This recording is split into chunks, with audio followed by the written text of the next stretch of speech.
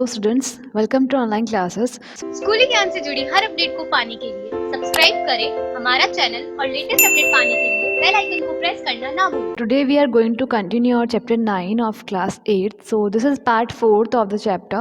So in this part we are going to study about asexual reproduction. We have studied about sexual reproduction in humans and some animals. So animals जो है उनके अंदर हम जो है sexual reproduction कैसे होता है, में कौन कौन से male and female reproductive organs होते हैं ये हम स्टडी कर चुके हैं. Now we are going to study about asexual reproduction. तो सेक्सुअल और असेक्सुअल दो तरह के मोड ऑफ रिप्रोडक्शन होते हैं. दोनों में डिफरेंस क्या है? सेक्सुअल रिप्रोडक्शन है उसके अंदर 2 पेरेंट्स रिक्वायर होते हैं रिप्रोडक्शन के लिए, जबकि असेक्सुअल रिप्रोडक्शन के लिए ओनली सिंगल पेरेंट है, वो भी रिप्रोड्यूस कर सकता है. तो सेक्सुअल रिप्रोडक्शन है उसमें मदर और फादर दोनों होते हैं, पेरेंट दोनों होते हैं, जबकि असेक्सुअल रिप्रोडक्शन के अंदर सिर्फ एक पेरेंट होता है. So let's start asexual reproduction. So far we have learned about reproduction in some familiar animals. अभी तक कुछ फैमिलियर एनिमल्स थे उनके अंदर हमने रिप्रोडक्शन देखा है. फॉर एग्जांपल हमने हैन के बारे में थोड़ा सा रिप्रोडक्शन देखा है, फ्रॉग का रिप्रोडक्शन देखा है, और ह्यूमंस के अंदर कैसे रिप्रोडक्शन होता है वो देखा है.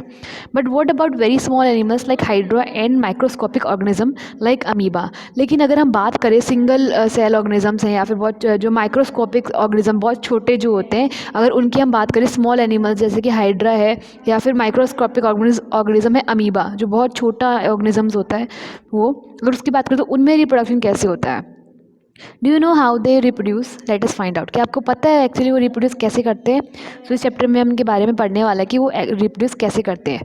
We have activity 9.3 get permanent slides of hydra. Hydra की परमानेंट स्लाइड्स है आपके बायोलॉजी लैब है वहाँ पे मिल जाती है. जब भी स्कूल में बायोलॉजी लैब जहाँ पे होती है वहाँ पे परमानेंट स्लाइड है हाइड्रा की, वो देखने को मिल जाती है. Observe them using hand lenses और माइक्रोस्कोप. अब उनको हमको ऑब्जर्व करना है हैंड लेंस से या फिर माइक्रोस्कोप से.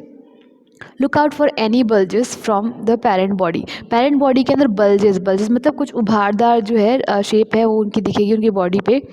Count the number of bulges that you see in different slides. इन अलग अलग स्लाइड्स में आप जो बल्जेस देख रहे हो उनको काउंट करना है आपको. Also note the size of the bulges. और इन बल्जेस की साइज़ क्या है, कितने नाप के हैं वो, ये भी आपको नोटिस करना है. Draw the diagram of hydra. Hydra का डायग्राम ड्रॉ करना है एज यू सी इट, जैसे आपने देखा है. Compare it with the figure 9.11. और जो आपको फिगर दिया हुआ है उससे अपने डायग्राम को कंपेयर करना है. तो इसमें देखिए ऐसे बल्जेस हैं, ऐसे बल्जेस देखने को मिलते हैं. फिर बल्जेस क्या करते हैं, धीरे धीरे ये बल्जेस न्यू इंडिविजुअल में कन्वर्ट हो जाते हैं. मतलब यहाँ इन्हीं बल्जेस से क्या होता है, न्यू हाइड्रा जनरेट हो जाता है, प्रोड्यूस हो जाता है. In each hydra there may be one or more bulges. Her hydra में या तो एक या फिर एक से ज़्यादा बल्जेस हो सकते हैं. These bulges are the developing new individuals and they are called buds. और ये बल्जेस क्या है, न्यू इंडिविजुअल डेवलप होते हुए न्यू इंडिविजुअल्स हैं, नए पैदा होने वाले हाइड्राज है जिनको कि क्या बोला जाता है, इन बल्जेस को क्या बोला जाता है, बर्ड्स बोला जाता है. ये जो उभार है इनको क्या बोले जाते हैं, बर्ड्स बोले जाते हैं. Recall the presence of birds in east. East के अंदर जो है, ईस्ट के अंदर भी बर्डिंग होती है, उसके अंदर भी बर्ड्स होते हैं. लास्ट ईयर 7th क्लास में आया था budding. In hydra to the new individual develop as the outgrowth from a single parent. Hydra के अंदर जैसे लास्ट ईयर हमने ईस्ट के बारे में पढ़ा था, उसकी बॉडी से धीरे छोटे छोटे बर्ड्स निकल रहे थे. वो बर्ड्स निकल के फिर क्या होते अलग न्यू जो है इंडिविजुअल में कन्वर्ट हो जा रहे थे. तो वैसे ही जो है हाइड्रा के अंदर भी जो है पेरेंट की बॉडी से, पेरेंट के बॉडी में जो आउटर ग्रोथ होती है उससे ही क्या निकलता है, न्यू इंडिविजुअल्स डेवलप हो जाते हैं. This type of reproduction in which only a single parent is involved is called asexual reproduction. और ऐसा जो रिप्रोडक्शन होता है जिसमें सिर्फ सिंगल पेरेंट रिक्वायर होता है, सिर्फ एक पेरेंट है, या तो मदर है या फादर है, उसको कुछ भी कह लो, वो सिर्फ एक पेरेंट रिक्वायर होता है, ऐसे रिप्रोडक्शन को असेक्सुअल रिप्रोडक्शन कहा जाता है. Since new individuals develop from the birds in Hydra, this type of asexual reproduction is called budding. अब हमको पता है कि जो हाइड्रा की बॉडी से बर्ड निकल के न्यू इंडिविजुअल बन रहा है, तो इस रिप्रोडक्शन को, इस टाइप के असेक्सुअल रिप्रोडक्शन को क्या बोला जाता है, बडिंग बोला जाता है. Another method of asexual reproduction is observing in the microscopic organism amoeba. और जैसे है हाइड्रा के अंदर जो है बर्डिंग से असेक्सुअल रिप्रोडक्शन देखा गया है, वैसे ही एक और जो असेक्सुअल रिप्रोडक्शन है वो किस में देखा जाता है, एक माइक्रोस्कोपिक ऑर्गेनिज्म होता है अमीबा, जो सिंगल सेल का होता है अमीबा, यूनिसेलुलर ऑर्गेनिज्म होता है अमीबा। सिर्फ इसमें एक सेल होती है, तब एक सेल के अंदर कोई रिप्रोडक्टिव ऑर्गन अलग से नहीं होता, उसी सेल से इसका इंजेक्शन होता है, इसी सेल से इसमें डाइजेशन होता है, इस सेल से एक्सर्शन होता है, तो रिप्रोडक्शन भी उसी सेल से ही अमीबा का होता है। So let us see how this happen. तो अमीबा के अंदर कैसे असेक्सुअल रिप्रोडक्शन होता है वो देखते हैं हम। You have already learned about the structure of amoeba. Amoeba की स्ट्रक्चर आपके 7th क्लास के अंदर आई थी कि amoeba single cell unicellular organism होता है, सिर्फ एक सेल का बना होता है। You will recall that amoeba is a single celled organism. आपको पता है कि अमीबा सिंगल सेल्ड ऑर्गेनिज्म है। It begins the process of reproduction by the division of the nucleus into 2 nuclei।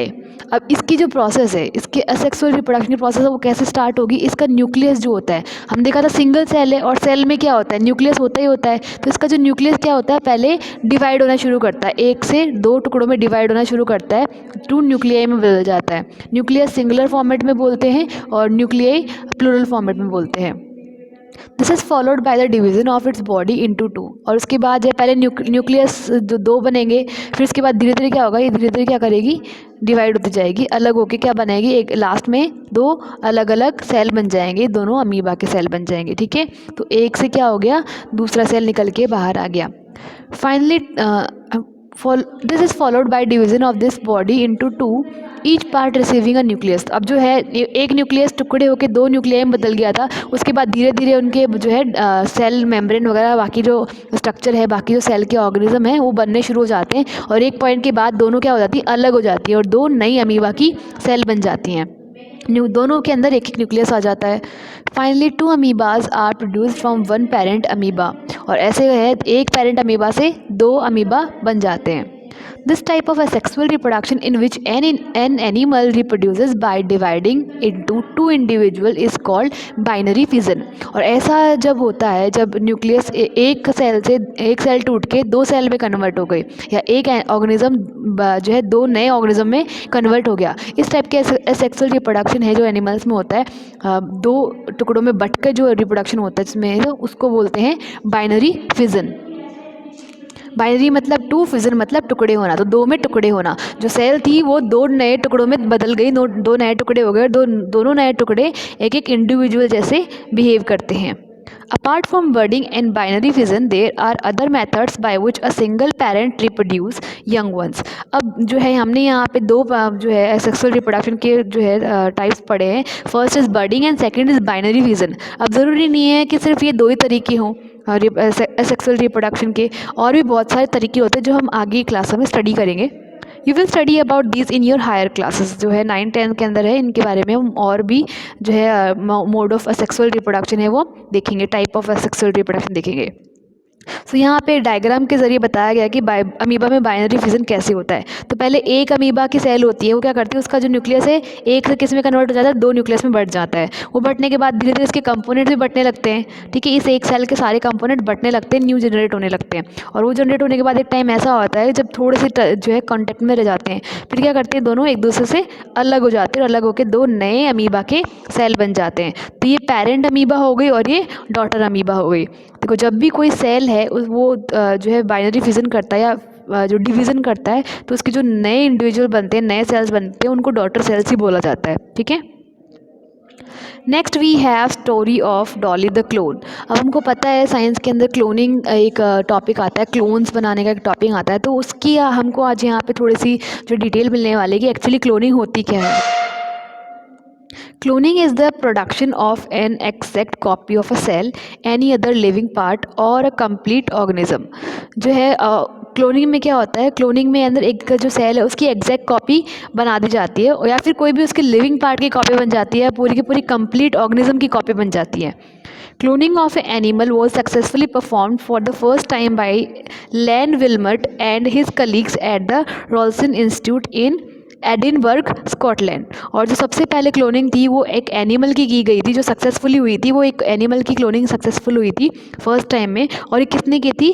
LAN विल्मट and उसके कलीग्स ने, उनके साथियों ने जो है कहाँ के थे? रॉस्टन इंस्टीट्यूट थे, जो कि एडिनबर्ग स्कॉटलैंड में है। वहाँ के कुछ जो थे प्रोफेसर या साइंटिस्ट थे, लैन विल्मट और उनके कलीग्स, उन्होंने सबसे पहले क्लोनिंग की थी एक एनिमल की। वो एनिमल थी एक शीप, एक भेड़, ठीक है। They successfully cloned a sheep name Dolly. Dolly नाम की एक शीप है, उन्होंने उसकी क्लोनिंग करी, मतलब डॉली जो थी वो क्लोन थी actually. Dolly was born on 5 July 1996 and was the first mammal to be clone. Dolly थी, उसका बर्थ हुआ था 5 जुलाई 1996 में, और पहली मैमल क्लोन थी, मतलब पहला ऐसा मैमल था जिसकी क्लोनिंग सक्सेसफुली हो पाई थी। During the process of cloning, Dolly, a cell was collected from a mammary gland of a female Finn Dorset ship.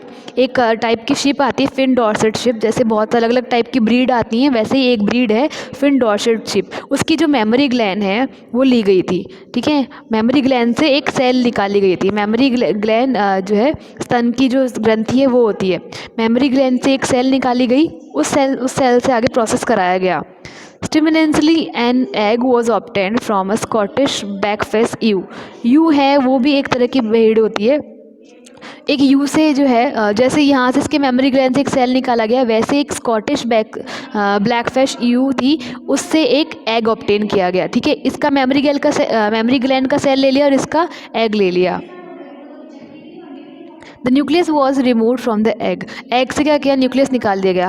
हमने पहले पढ़ा है एग एक्चुअली में क्या होता है, सेल ही होती हैं, तो उस सेल से क्या निकाल दिया गया? एग सेल से क्या निकाल दिया गया? उसका न्यूक्लियस निकाल दिया गया। Then the nucleus of the mammary gland cell from the fin dorsal sheep was inserted into the egg of the Scottish blackface ewe whose nucleus had been removed। अब जो मेमोरी ग्लैंड से cell निकाला था उसके जो nucleus को निकाल के, और जो यू वाले में जो जिसके एग का निकाल दिया था उसके अंदर ट्रांसफ़र कर दिया। मतलब ये वाला जो लिया यू का लिया, ठीक है, इसके अंदर से न्यूक्लियस निकाल दिया, क्योंकि ये जो थी एग सेल थी, इसका न्यूक्लियस था वो रिमूव कर दिया, ठीक है। अब जो है जहाँ से मेमोरी ग्लैंड ली थी, जो हमने शीप की ली थी, फिन डॉर्सेट शीप की, उसकी मेमोरी ग्लैंड से जो न्यूक्लियस निकाल के वो इसमें कहाँ कर दिया? ट्रांसफ़र कर दिया। इस एग के न्यूक्लियस की जगह इस वाले का मेमोरी ग्लैंड वाले सेल का न्यूक्लियस ट्रांसफ़र कर दिया।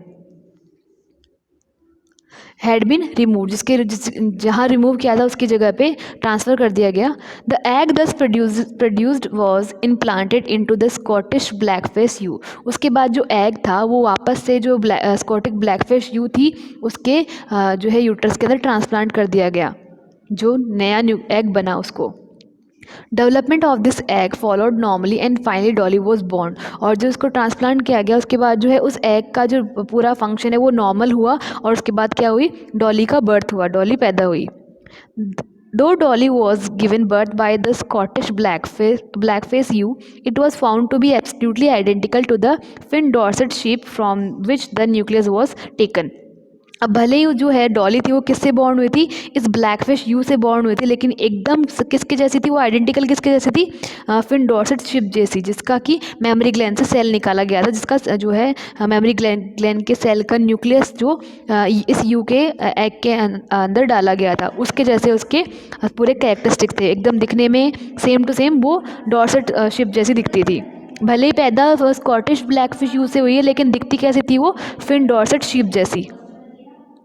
Since the nucleus from the egg of the Scottish blackfish ewe was removed, Dolly did not show any characteristics of the Scottish blackface ewe। अब blackface ewe है उसका nucleus निकाल दिया था, इसलिए कोई भी कैरेक्टर डॉली में इस यू का नहीं आया। भले उसने जन्म दिया यू ने उसको, लेकिन उसका कोई भी गुण था वो डॉली को नहीं मिला, क्योंकि उसका न्यूक्लियस था वो रिमूव हो चुका था, और न्यूक्लियस में सारे कैरेक्टरिस्टिक्स और डीएनएज होते हैं। Dolly was a healthy clone of the Fin Dorset sheep and produced several offspring of her own। Dolly थी वो हेल्दी क्लोन थी, और उसने फिन डॉर्सेट शिप की एक क्लोन थी जिसने कि बहुत सारे ऑफस्प्रिंग जो है दिए थे, और बहुत सारे बच्चे पैदा हुए थे उसके, of her own through normal sexual means. जो नॉर्मल सेक्सुअल मीन्स से, नॉर्मल सेक्सुअल रिप्रोडक्शन से ही उसके बाकी सारे बच्चे पैदा हुए थे। इस वाला जो था क्लोनिंग के टाइम पे ये जो था आर्टिफिशियल रिप्रोडक्शन हुआ, लेकिन जब बाकी जो डॉली ने जितने भी रिप्रोडक्शन किए वो नॉर्मल रिप्रोडक्शन थे, और उनसे उसके बहुत सारे जो है ऑफस्प्रिंग भी पैदा हुए। Unfortunately, Dolly died on 14 February 2003 due to a certain lung disease. जो डॉली थी वो 2003 के अंदर 14 फरवरी 2003 के अंदर मर गई एक लंग डिजीज़ की वजह से। मतलब क्लोनिंग की वजह से उसमें कोई प्रॉब्लम नहीं हुई थी, सिर्फ लंग डिजीज़ थी उसको, जिसकी वजह से वो मर गई। Since Dolly, several attempts have been made to produce clone mammals. जब से डॉली का क्लोनिंग हुई है तब से बहुत सारे अटैम्प्ट किए जा चुके हैं कि ऐसे ही और भी मैमल की क्लोनिंग कर दी जाए। However many die from birth or die soon after birth, लेकिन फिर भी कई जो थे वो या तो बर्थ के टाइम पे मर गए या फिर बर्थ लेने के थोड़े दिनों बाद मर गए। मतलब इतना लंबे टाइम तक जितना डॉली ने सर्वाइव किया उतने लंबे टाइम तक कोई भी क्लोन सर्वाइव नहीं कर पाया। The cloned animals are many a times found to be born with several abnormalities. अब अगर आप किसी एनिमल की क्लोनिंग करते हो तो मोस्टली क्या होता है, मैनी टाइम्स क्या होता है, वो जो क्लोन है बहुत सारी एबनॉर्मलिटीज़ के साथ ही पैदा होते हैं। बहुत ही गंभीर तरह की बीमारियाँ उसके अंदर होती हैं या फिर कोई भी उसके अंदर डिसेबिलिटी होती है। जब भी आप ऐसे मैमल की क्लोनिंग करते हो तो बहुत ज़्यादा चांस होते हैं कि वो जो सीवर एबनॉर्मलिटी के साथ पैदा हो। So this was about cloning. So Dolly जो क्लोन थी उसके बारे में डिटेल्स हैं। So here we have completed our chapter. यहाँ हमारा चैप्टर आज कंप्लीट हो रहा है। So I hope you have understand this chapter. So इसकी प्रैक्टिस आपको करनी है, इसके क्वेश्चन आंसर आपको सर्च करने हैं, एक्सरसाइज करनी है, ताकि आपको भी आइडिया लग जाए कि आपको कितना क्या चैप्टर में समझ में आया और आपको क्या और पूछना है। So that's all for today. Thank you.